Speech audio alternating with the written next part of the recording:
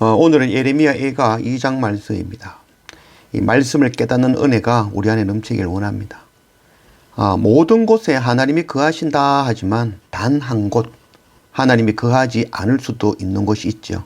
그것은 바로 사람의 마음입니다. 아무리 가까운 친구라 하지만 서로 마음이 없을 수도 있죠. 그러나 멀리 떨어져 다른 나라에 살아도 그 친구가 내 마음에 온전히 거하는 그런 친구도 있을 수 있는 것이죠. 이와 같이 그 사람의 마음에 하나님이 있을 수도 있고 없을 수도 있습니다. 누구도 알지 못하죠. 오직 본인만이 아는 것이죠. 그래서 그 마음에 하나님이 거하시는지는 고난이 닥쳐보면 알 수 있죠.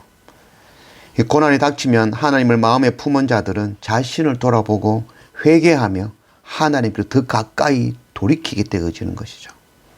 그러나 하나님이 그 마음에 없는 자들은 고난이 닥치면 가장 먼저 하나님을 원망하죠. 그리고 평안함에 거하는 그런 이웃들과 친구들을 미워하죠. 그리고 원인을 제공한 자를 저주하게 되는 것이죠. 이들이 그 마음에 하나님이 없는 자들이죠. 우리가 정말 마음에 하나님이 거하는지를 돌아보기를 원합니다. 1절 슬프다 주께서 어찌 그리 진노하사 딸 시온을 구름으로 덮으셨는가. 이스라엘의 아름다움을 하늘에서 땅에 던지셨으며 그의 진노의 날에 그의 발판을 기억하지 아니하셨도다. 주께서 야곱의 모든 거처들을 삼키시고 긍휼히 여기지 아니하셨으며 노하사 딸 유다의 견고한 성체들을 허물어 땅에 엎으시고 나라와 그 지도자들을 욕되게 하셨도다. 오늘 이 예레미야 애가 1장에 이어서 2장 첫 절에 에이카 슬프다 어찌할꼬라고 시작하고 있죠.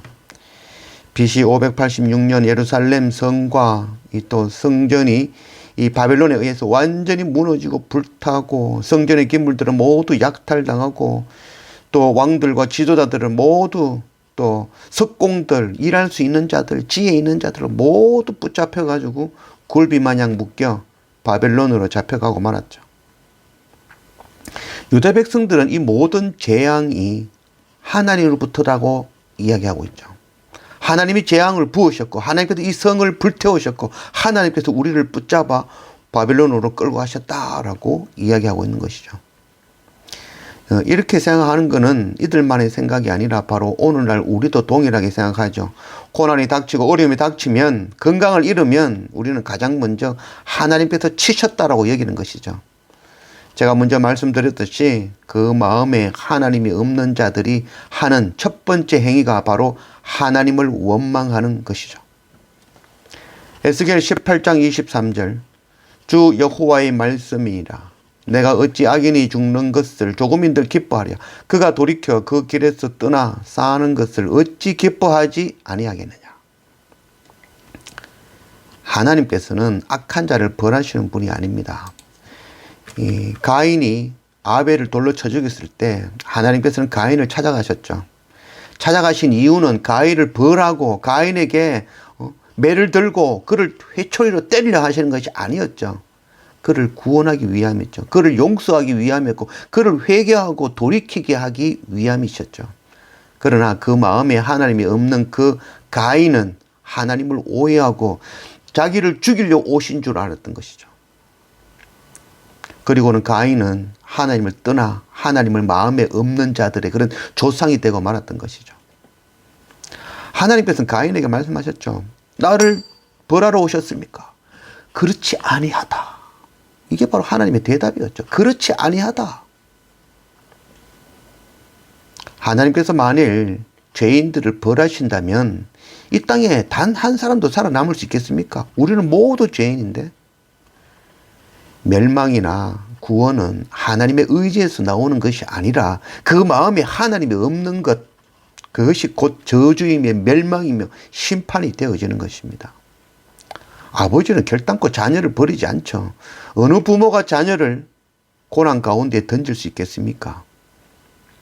그러나 자녀가 아버지를 마음으로 존경하지 아니하고 아버지를 멸시하고 아버지를 떠난다면 아버지의 사랑을 받을 수가 없는 것이죠.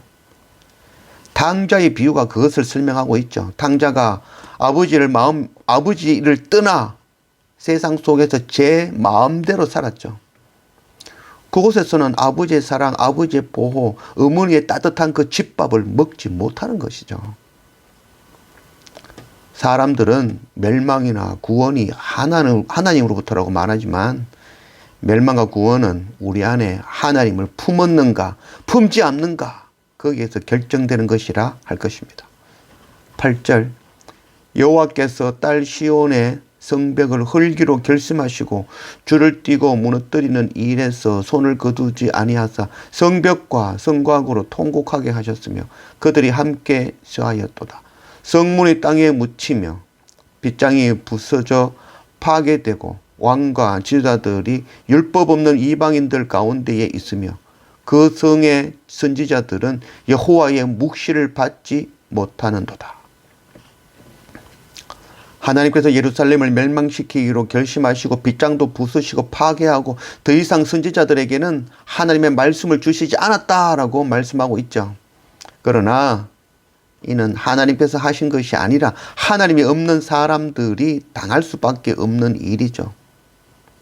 하나님을 떠난 자의 삶은 보호가 없는 성벽이 허물어져 버린 그런 성과 같다는 것이죠.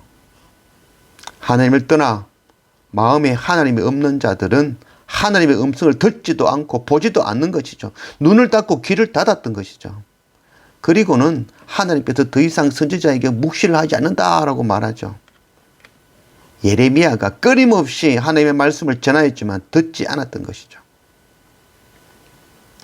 마음에 하나님을 모시고 하나님의 음성을 듣고 날마다 하나님께로 돌이키는 그런 우리 모두가 되기를 원합니다.